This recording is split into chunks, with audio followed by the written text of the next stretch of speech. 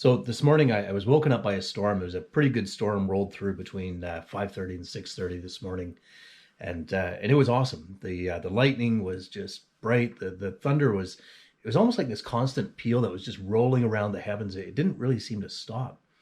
So I lay there in bed, enjoying it for a while, looking out the window. We've got our bed oriented so it looks directly out a big window, and it was great. So I lay there for as long as I could until I couldn't take it anymore, and I got up and I got dressed and had to get out. So I decided I was going to walk to church this morning because I love storms. So the taste of the ozone, the wind, the rain, the thunder. There's something enlivening and invigorating about a storm. You can kind of just breathe in the energy. I just love it anyway. So as I was coming in, the storm was raging around me, but I had a problem though. The lightning would flash, and the houses around me would light up and the ground would light up, but I couldn't actually see the lightning itself, and that's because I had an umbrella. So I had a shield between myself and the sky. So I was feeling a little bit cut off, a little bit disappointed.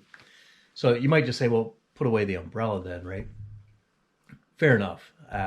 But I had my laptop with me, and laptops, they don't like the rain so much. So I really had to keep the laptop protected, and also myself to a certain degree. Playing in the rain is great.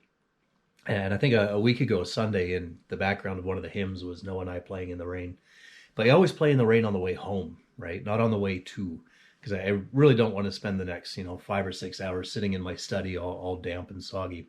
So I had my protection up, but I wasn't all that happy about it because I was protected, but I was cut off. I was limited in my experience.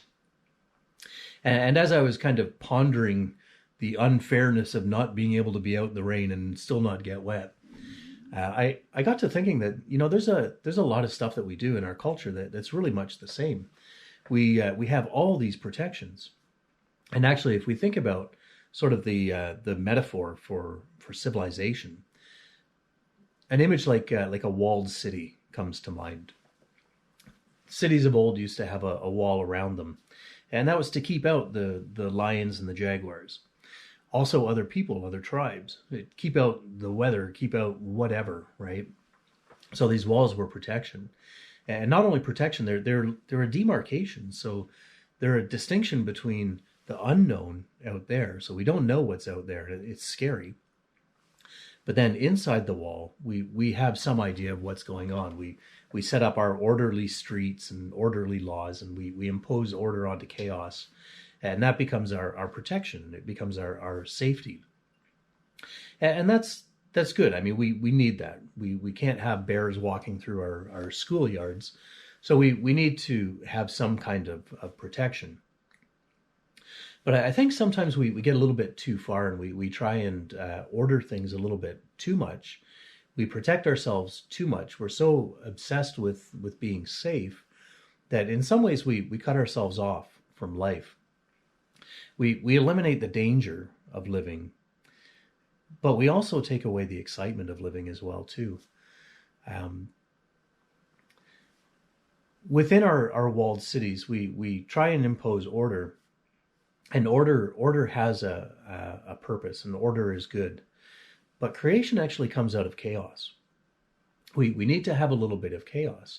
When we look at the creation stories in Genesis, it is out of chaos that God draws an ordered civilization. He creates life.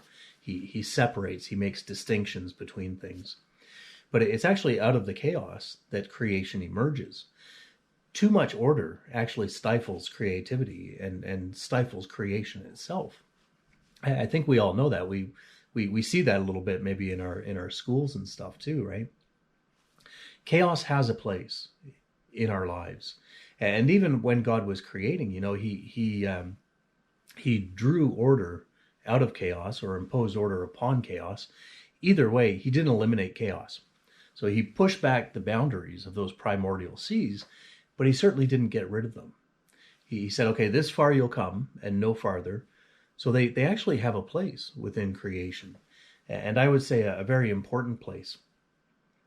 So I guess the lesson that I was drawing out of this for myself as I was walking in is that we have to let a little bit of wilderness into our walled garden. That as much as we want to be comfortable and we want to be safe and we want to be protected, we also need to be we need to be a little bit exposed, because that's where the experiences of life come from. That's where the joys of life come from.